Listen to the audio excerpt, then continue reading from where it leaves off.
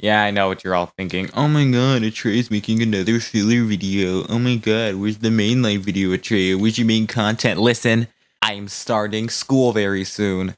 You have to give me a break here, alright? Yeah, I'm talking about Across the Spider-Verse. Man, time flies by. That means a certain someone has been trapped in my mind for the past 2 months. Send help, please. But even then, on the topic of that, man, I love that movie a lot. Like, the entire time, I was just transfixed to whatever was going on screen. Like, I needed to know what was gonna happen. Then I realized at the part that where we met Prowler Miles, yeah, the movie's about to end, isn't it? No, I like the ending. It's not like I hate it, as some people do. It's definitely a conclusion, unlike some people who think that it's literally just well, it is half a movie. But regardless, it's not like we have to wait for that long. It's gonna come out in 2024 after all, is what I would be saying. So yeah, the date's gone. It is most likely not gonna come out in 2024, and I'm thinking at the least 2026, honestly. I don't know how I'm gonna feel seeing a bunch of terrible Twitter takes about Miguel until the movie actually comes out. Because, like, yeah, I'm finally gonna start talking about the whole point of this video, that being Miguel. Miguel's a bit of a weird one to me. On one hand, I love him, but on the other hand, I hate him completely for everything he did. Really, my final opinion on him is really just going to be dependent on how they handle him in Beyond the Spider-Verse. There is a lot of ways to mess up what they're setting up with him, and if they do, I will actually never forgive this series, and I might actually cry myself to bed. But you know what? This is a Miguel-centric video by the title.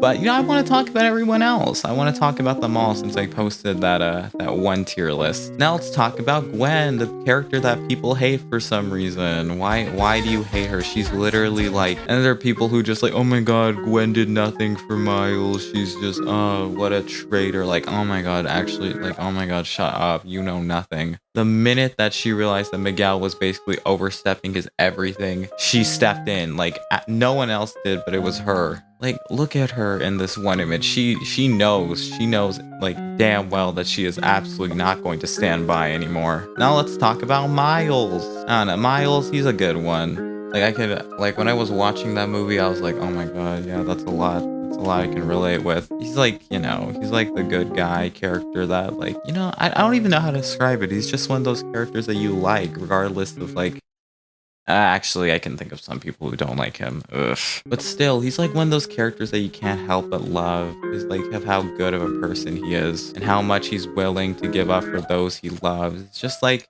man, I'm an elf now. Like, man, that Miles guy is a good one. Now let's talk about Peter. I didn't like Peter as much as I did in Into the Spider-Verse, which, yeah, give or take, I guess. It makes sense. Considering that Miguel essentially takes his place as like the duo, however you pronounce the word. Like, that part where he was telling Miles to hold Mayday, I was actually, like, internally telling him to shut up, I can't lie. There's also Jess, but, like, Jess is in a weirder position compared to the other characters, because if you saw the list, you know where she resides currently. I think some of Jess's hate is definitely, like, out of control. Like, I get that she was a jerk sometimes, but, like, okay, it was kind of funny.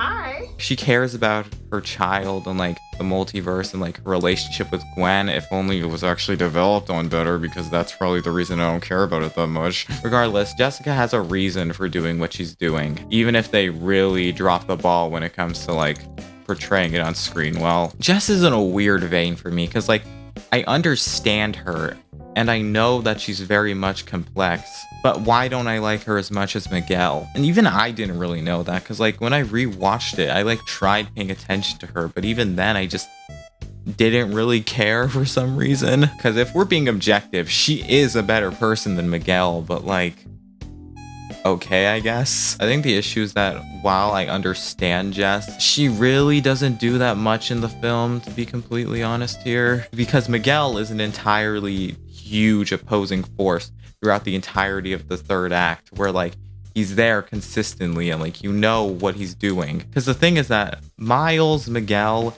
and Gwen are literally the emotional crux of the third act. So when Jessica gets her moment, it's really like, oh, she's gonna change, that's nice. And it's less, oh my god, yes, Jess is gonna change, because, like, you don't really get that, like, moment with Jess where you see like her being antagonistic or like having a huge relationship with Gwen. So it's just like, oh, Jess is gonna change, I guess. Overall, I don't hate Jess. I'm just completely neutral on her, and I don't like, cause like some people like hate her off the bat for some reason, which I don't understand. That's why I'm neutral on her. I'm saving my opinion until Beyond comes out. And you know what? I'm going to literally be the Miguel in this situation and say this: these two suck equally for what they're doing to their children. Now that I got my opinions on the characters out of the way, let's talk about Beyond the Spider-Verse, shall we? There is a lot riding on Beyond the Spider-Verse, so much so that like I have no idea how they're going to like fit all this in. We have to learn about the truth about canon events. We have to tie things up with the Spot, Miles 42, and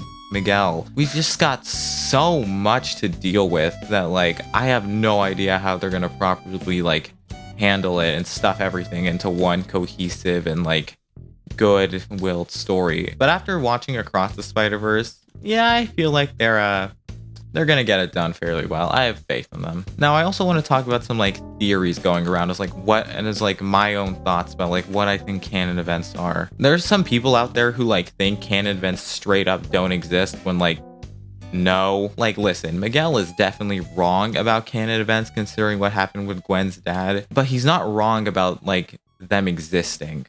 You know what I mean? And this is not me bringing up the Spot and Moonbatten either, because as for that one, it's currently ambiguous. But we have two other examples that canon events in some capacity exist. Like during the Vulture fight, when the Vulture begins to escape, aka basically removing Gwen's canon event of, you know, defacing herself to her dad, the entirety of the museum begins to glitch instead of purely the Vulture, showing that it's like it's being disrupted. Not only that, but Miguel himself has brought up that canon event disruptions have happened before and they've had to stop them. So now it becomes less everything is a canon event and more what qualifies for a canon event.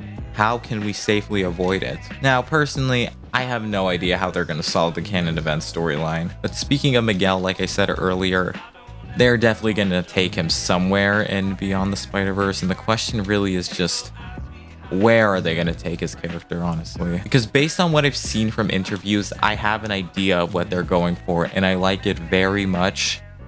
But if they go about it the wrong way, it really could just screw everything up. Like, I want him to get proved wrong, but at the same time, I don't want him to get hurt any more than he has. But at the same time, I feel like he needs to get hurt again so we can finally open his eyes. I would preferably like it if Miguel gets redeemed before canon events are revealed as fake or not, because like, I don't know, I just feel like it would go harder, you know? Miguel, the person who's just completely like become devoid of trying things new because of his trauma, finally deciding to give something new a try. All right, now I'm gonna get into the final theory that I want to talk about involving Beyond the Spider-Verse, that being Miguel's death.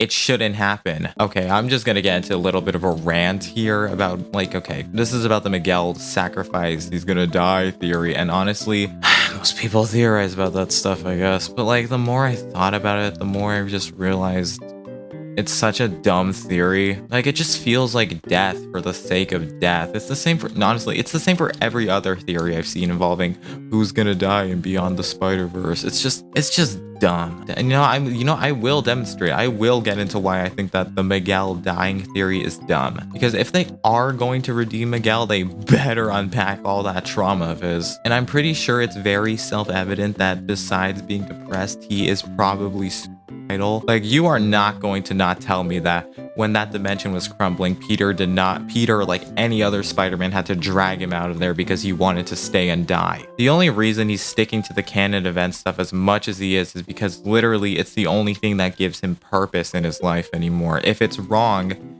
then what the hell is the point of him? Spider-Man is literally the only thing he has left. He hates Miguel O'Hara. I don't really think it'd be a good idea to basically kill off the guy who basically just feels like he has no worth left in the world. Because what would that be basically doing except confirming it? Like, the only people that would apply to are people who want to see Miguel suffer. Like, even beyond just like loving Miguel as much as I do, it'd be so dumb. Like, why can't Miguel just once again realize that there is more to his life than just being Spider-Man, and that he needs to reconnect with himself and find peace again. Killing him would just be so lazy. Just make him stop going through all this pain just because he thinks he deserves it. I know the Miguel haters are gonna be like, oh yeah, he deserves to die. Like, yeah, I agree. He was like a prick towards Miles, but I don't want him to die. It would just be stupid. I don't know. I hope you all get what I'm trying to say. This really is just me ranting about Miguel a lot because I want to talk about him. I don't really talk about him that much okay, that is such a lie. I talk about him a lot with my friends. Rennie is tired of it. Thank you for watching. See you when Beyond the Spider-Verse comes out. I'm also gonna upload a proper video. And I'm not gonna look like this. Goodbye.